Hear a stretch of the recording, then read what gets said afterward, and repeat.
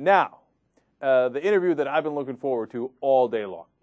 Nichelle Nichols is the person who played Lieutenant Uhura, of course, very famously on Star Trek. She's also in a new movie called A Torturer, and she joins us now. She's been in about 100 different things, which we're going to discuss in a second. But, Nichelle, how are you? I'm just fine, thank you. How are you? I mean, I'm delighted to be with you tonight. No, it's great to have you. I want to talk so much about your career. First, I did not know that you sang with Duke Ellington and Lionel Hampton. How did that happen?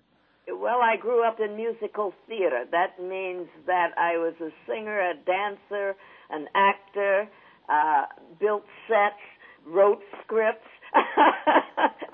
wrote songs, everything from a very young age. And that's all I wanted to do in my life, with the ultimate being Broadway. And a funny thing happened on my way to that kind of success. Somebody named Gene Roddenberry wrote a series that took us into the 23rd century and changed the way people thought in this world here at this point in time forever.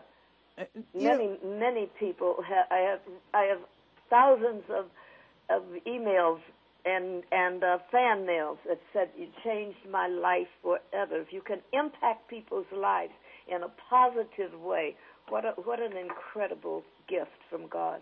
You know, of course, you guys get asked this question all the time, but I always wonder as well, you know, but let me put a twist on it, right? If you could have been, you know, you were a successful actress as things played out, right? If you could have been a successful actress on a different path, where you did several different movies and TV shows, etc., but never played this groundbreaking character, which one would you have preferred? Well, I didn't know it was groundbreaking to begin with, so you become very brilliant in hindsight. If it had not been for Dr. Martin, for a chance meeting with Dr. Martin Luther King, the night after I had given Gene Roddenberry my resignation after the first season, to pursue my love, which was singing and acting and theater, it would have been a different story altogether. But he put it into perspective for me and said, when I said, thank you for all the beautiful things you're saying about me being on that screen and how I, how I created the character and with the dignity and so forth, I'm really going to miss my now I think I'll really miss my co-stars. And he said, what are you talking about? And I said, well, I'm leaving the show. And Dr. King said, you cannot do that. Wow, that's really interesting that he's the one that influenced you in that direction. And then, yes. Was that before or after what is now considered the first interracial kiss on television that you had with William Shatner? Before. That was at the end of the first season that I met him, that I told Gene I was leaving. Gene was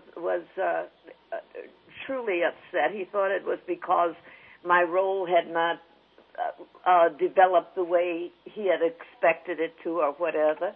But it really wasn't about that. I thought, I can live without this, and this has been a wonderful experience and a wonderful addition to my resume. And then it kind of took over your life for better or for worse, and mainly for the better, obviously. Yes. We're going to get to that in a second, but when you guys did that, what is now considered by many to be the first interracial kiss, I know there's some debate on it, but did you understand the significance of it? Well, it was the first romantic kiss, really seriously, between black and white. You can talk about interracial when you're saying that there might have been, I think someone smooched, congenially with Sammy Davis Jr. or something with someone. With Frank Sinatra, that's right. And then and then Shatner had really kissed an alien that was Vietnamese. But about romance, but in fact, we resented it because we were being forced into entertaining these people of another planet that had these kinetic powers. But when you guys were on the set, did you think, oh my God, I can't believe we're going to do this? You know, absolutely not. All of us on the set had a mindset of where Gene was coming from, you know, for the most part. And it was just another, you looked at it and you said, oh, this is cool. It's really a nice scene. And it wasn't arbitrary. It was about the entire film. And an important input to the film about the morality of what it was. Gene wrote morality plays. I accused him of that once, and he put his finger to his mouth and said, "Shh, the front office hasn't figured that out yet." No, and that's why so many people love Star Trek. Yes. You know, you mentioned Gene Roddenberry in your autobiography, so I got to ask you about this because I never knew this, and this is really interesting. So you said in the book that you guys had an affair. Is that true? I really didn't call it an affair. An affair is when it's something's wrong with it, I guess, or whatever. Otherwise, Gene was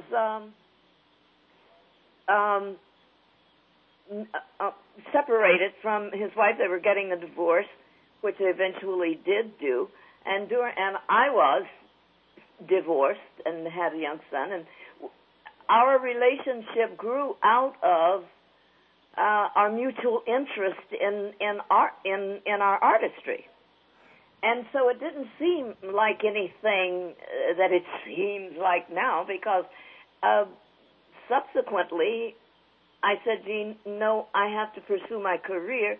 He understood that. I don't think he really understood it, but but he when was he that? married Majel Barrett, and we remained good friends. That was not an affair, is something that breaks up if it doesn't go further. It didn't break up. We were good friends with great respect for one another. So that 3 years later, Gene had given me my first starring role. He didn't know me, and in an episode of his first series called The Lieutenant, starring Gary Lockwood. Mm-hmm. And so that kind of pole vaulted my career in television and movies. But when I wanted to continue to pursue my career in theater, it took me in a different direction. And so we parted in as very good friends, and remained so. And lo and behold, 3 years later, he's got another series, but I didn't know it because I was in Europe. Something called Star Trek, and my agent called me and said, "Come home, they're doing Star Trek." He thought I knew what he was talking about, and I did not. But he convinced me to come home, and read for it, and I walked in and saw Gene Roddenberry. I said, "Mr. Roddenberry, what are you doing here?" He says, "Oh, I have a little something to do with this." And So the relationship was before Star Trek? The relationship was between, 3 years before.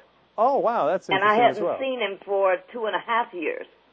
All right. By the time I returned, he was happily married to the beautiful Majel Barrett, who was also a very good friend of mine, and we had no problems. It wasn't like a ooh ooh ooh ooh, and and I remember the only reason I think I put it in the book because Gene had said if I didn't, he would.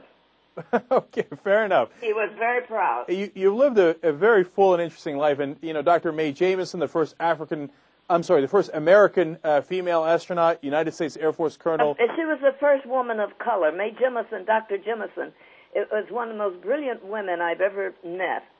And I am so proud to call her my friend. When I go to Houston, I stay at her house. When she's here, when she comes to L.A., she stays at my home. she credits you for inspiring her to become an astronaut. So does Air Force Colonel Bluford, who was the first African-American astronaut. So it's an amazing life. But I want to ask you before we run out of time about your new movie. I hope so. Let us get to that. Yes. I'm delighted over this film. So tell us about it. What's your role in it, and what's it about? Well, it's a very serious film. It's about a young military interrogator, young man who's been turned into an interrogator. He returns from Iraq, and what he's been put through in this form of becoming an interrogator.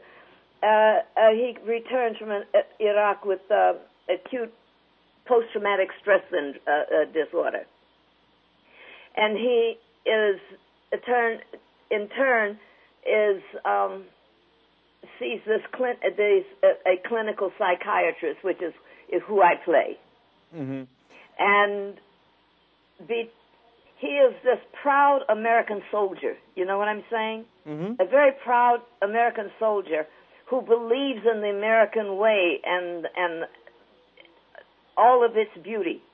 But he's been taught to go overseas and do terrible things to prisoners in the name of national security. Now, and it goes against his grain. When he returns home, he realizes that this is wrong, but he has to do it because this is his country. And this very astute therapist takes him through his problems and with flashbacks and flash forwards, trying to help him deal with this problem. And all is not what it seems to be. All right. We're unfortunately out of time there, but everybody's got to check out The Torturer. Nichelle Nichols is in it, and we want to thank her so much for joining us on The Young Turks. I thank you so much. All right. Young Turks. You'll be a woman soon.